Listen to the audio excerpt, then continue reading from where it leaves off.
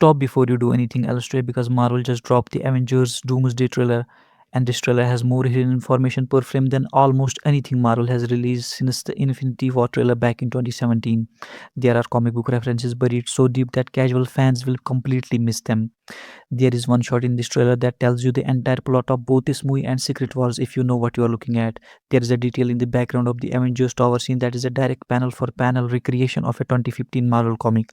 And there is something about the way Doom speaks in this trailer that no live action adaptation has ever done before in over 60 years of Marvel movie and TV. I have been going through this frame by frame for hours. We are going deep today, really deep. Let's go. Quick context before we begin because this matters for understanding what you're watching. This movie was originally called Avengers The Kang Dynasty. Jonathan Majors was set up across Loki, Ant-Man and the Wasp, Quantumania, and Kang was supposed to be the big bad of this whole multiverse saga. Then Majors was convicted of assault in late 2023. Marvel cut ties immediately and the whole plan collapsed. What they did next is honestly one of the boldest pivots in blockbuster history. They brought back the Russo brothers who made Infinity War and Endgame, and they completely rewrote the movie around Doctor Doom. Not a new actor playing Doom, but Robert Downey Jr., the man who was the MCU for 15 years as Tony Stark, now coming back as the villain. And here is something casual fans miss about that choice. In the comics, there's a long standing theory called the Doom is Tony theory. Both characters are genius billionaires with massive egos. Both build armor as their primary tool. Both are orphans shaped by the deaths of their parents. Jonathan Hickman, the writer who wrote the Secret War comic this movie is based on, actually played with that parallel extensively. The MCU casting RDJ as Doom is not just a stunt, it's the writers saying out loud, these two characters are the same person, just turned in different directions by the choices they made.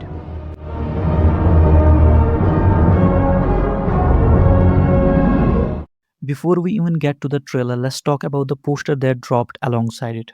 The poster shows Doctor Doom standing in front of a large medieval style mural, and the design of that mural is not random. It's structured exactly like a medieval church painting.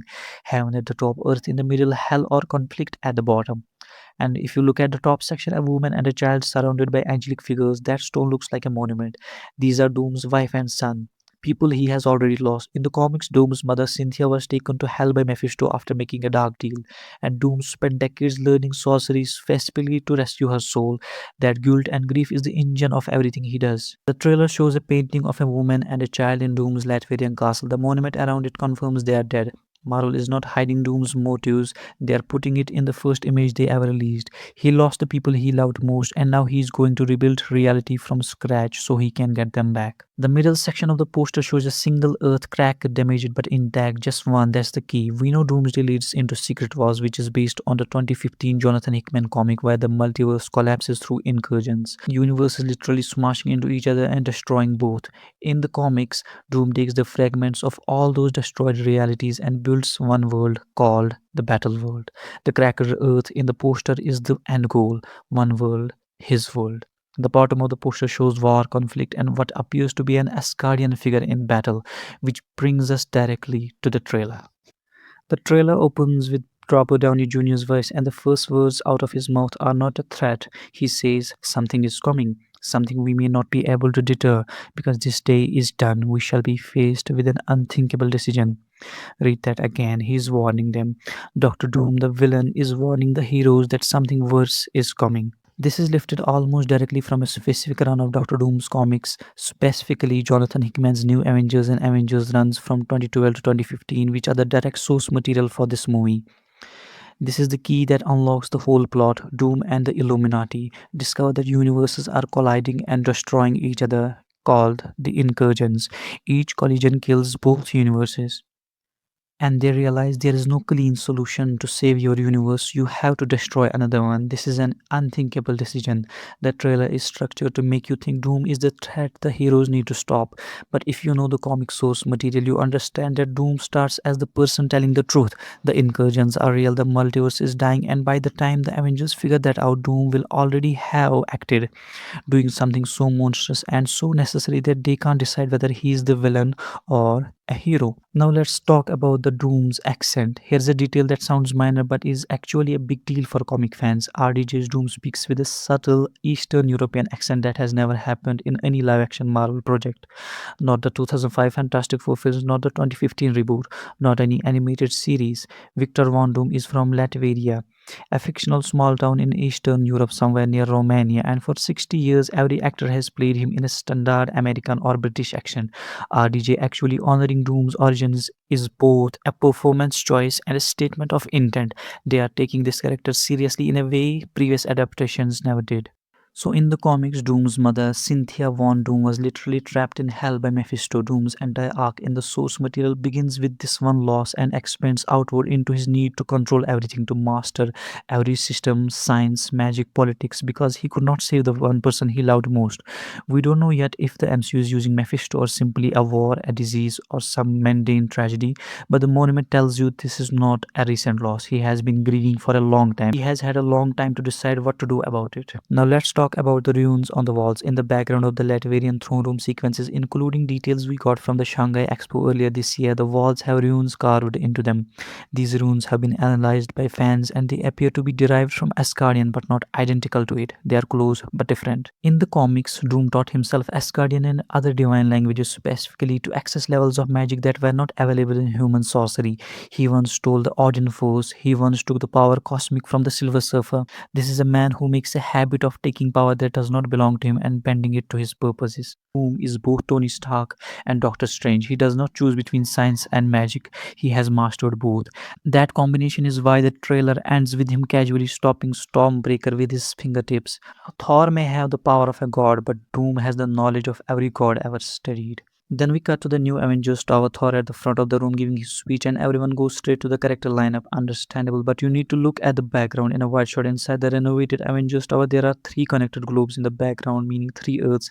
This is a direct visual recreation of panels from Jonathan Hickman's new Avengers comics, specifically the Incursion panels where Earth 616, the main MCU universe, Earth 828, the Fantastic Four's universe from Fantastic Four First Steps, and the X Men universe, Earth 10005, the Fox universe, are shown in collision course. Marvel put this Easter egg in the background of a crowd scene, knowing most people won't catch it on first or even second watch. But it tells you exactly which universes are involved and confirms that this is a three-universe collision event, not a random multiversal team-up.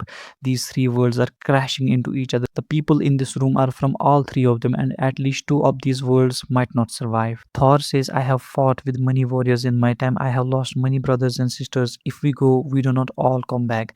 Then he says we are going to need a miracle. Now break this down. Thor does not say we might not all come back. He says we do not all come back. He is certain someone dies. He's not being dramatic. He is a 1,000-year-old god who has fought in more wars than any human civilization has ever existed. When he says someone dies, you believe him.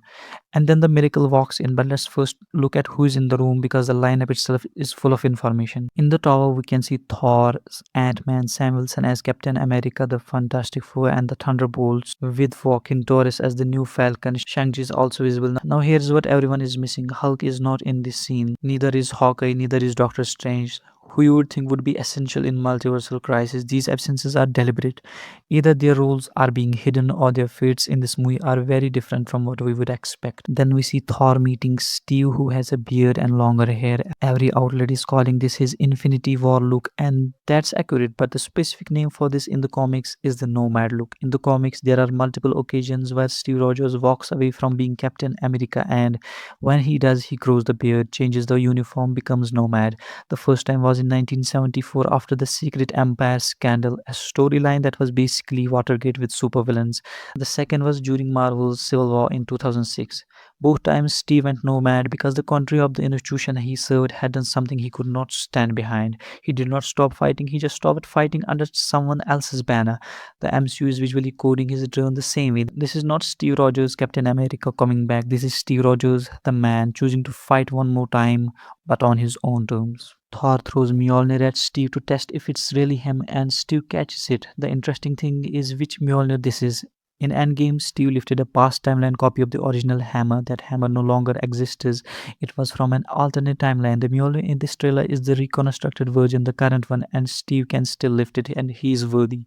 In the comics, Mjolnir's worthiness enchantment responds to character, not ability, not power, not history, but character. Steve Rogers at 100, living in retirement, holding his kid, is still the same person who punched Hitler on a comic cover in 1941, and that does not change. The hammer knows it. And here is a theory that's game gaining traction. Sam Wilson still has the shield. Steve does not take it back. So why is he there? In the comics, there is a key moment in the Secret Wars storyline where Captain America's role is not to fight the hardest, it's to be the person everyone else follows when they have no reason left to believe. He does not win with the shield, he wins by being Steve Rogers. The very first teaser from December 2025 showed Steve arriving home to Peggy. He gets off his motorcycle, walks in, picks up his old suit. The teaser ends with him holding a baby, his baby, and we understood that he has a family. Something is coming that is bad enough to make him leave that family and walk into war. Whatever this is, whoever told him, whoever he found out, it was serious enough to override everything he built.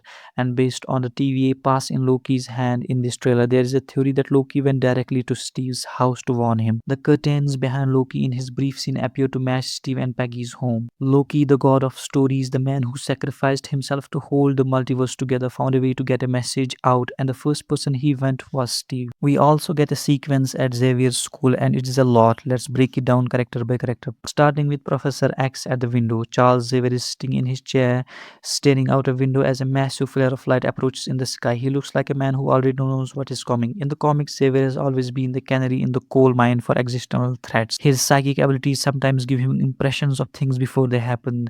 That face is not fear, it's recognition. He saw this coming and it happened anyway. Gambit is shown fighting Shang-Chi and nobody can explain this. Gambit is a mutant thief who can charge objects with kinetic energy, and Shang-Chi is a martial artist with 10 rings. They have no comic history together, no reason to be enemies. The most likely explanation is that the X-Men arrive in the MCU universe and the heroes don't immediately trust them. 3 universes colliding means 3 sets of histories, 3 sets of loyalties. The Avengers don't know these mutants. The mutants don't know the Avengers. A misunderstanding in that context could easily look like a fight. Mystique, in what appears to be a brief but significant role, now has a costume, an actual outfit, instead of the painted on look from the Fox films.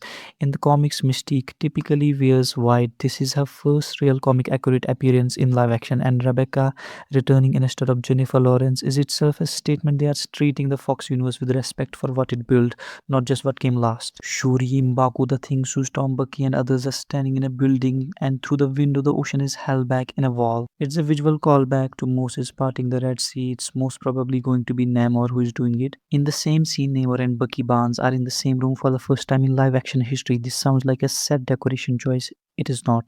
In the original Marvel comics, specifically during World War II, stories going back to the 1940s, Namor and Bucky were allies. They both fought in World War II. They were on the same side. They have a history that predates literally every other character relationship in the MCU, including Steve and Bucky.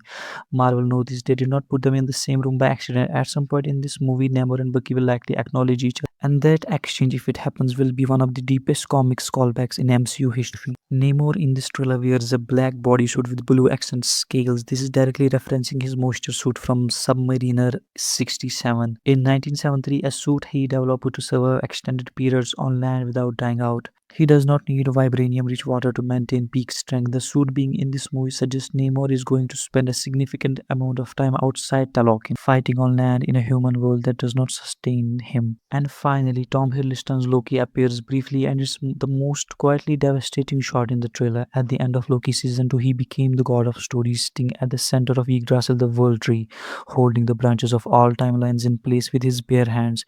It was the MCU's most heartbreaking sacrifice since Tony's snap. He was done, gone, the ultimate cost of saving everything.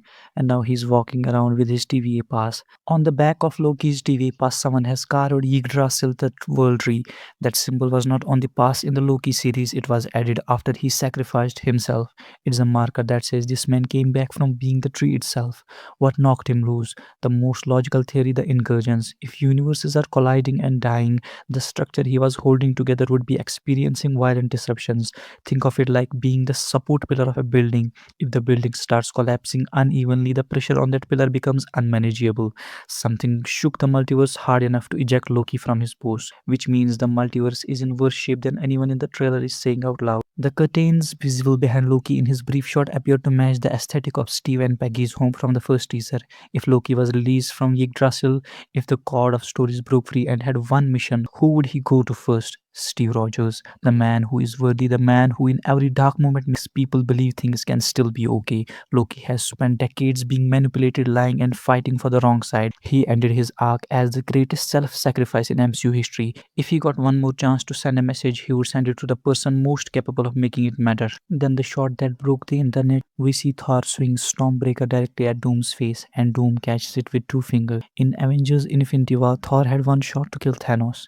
He drew Stormbreaker into Thanos' chest, and Thanos, dying, used the last of his strength to snap. After that moment, Thor spent years haunted by the fact that he did not went for the head. "You should have gone for the head" became one of the most quoted lines in MCU history. In this trailer, Thor swings Stormbreaker directly at Doom's face. He corrected his mistake, he learned, he went for the head, but Doom catches it anyway. The MCU is making a specific intentional statement here. Doom is not Thanos. Thanos could be killed with the right move. Doom can't be stopped just by being smarter about the swing. He's a different category of threat entirely. Let's discuss Doom's powers in the MCU. The green energy coming from Doom's mask, his eyes, this is his sorcery. In the comics, Doom is among the most powerful sorcerers alive. He's studied at the Vishanti monastery. He's faced Dormammu. He's used the Odin force. He's stolen the power cosmic. In one storyline, he absorbed the power of the Beyonders and became essentially God. The MCU is showing us science and magic combined, technological armor at a level beyond Iron Man's work, sorcery at a level that requires actual magic understanding, not just Stark level engineering.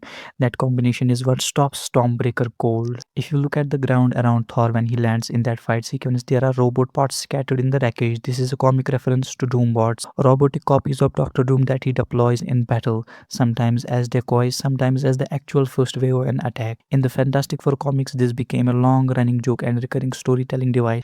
The heroes would fight their way through an entire issue to finally face Doom, beat him, and then discover it was Doombot all along. The real Doom was somewhere else doing the actual plan. This detail is not here by accident. In a movie where teams from three universes are fighting an enemy who might have been warning them from the beginning, the question of whether you are ever fighting the real Doom is going to matter. Now let's knock through the ones we haven't hit yet, because this trailer is genuinely packed. Herbie in the X-Mansion. The Fantastic Four's robot companion appears in background of X-Mansion fight scene. Herbie, humanoid experimental robot B-type integrated electronics, was created for the 1978 Fantastic Four animated series because the original production could not use the Human Torch. Because his rights were separately optioned for the film, he became a beloved character and got folded in the comics. Seeing him in an X-Mansion fight scene confirms the Fantastic Four are fully embedded in this story and have been operating in the MCU long enough to have her be wandering in the halls of a school they have apparently visited. In the trailer, Cassie Lang, Scott's daughter, has blonde hair matching her comic book appearance.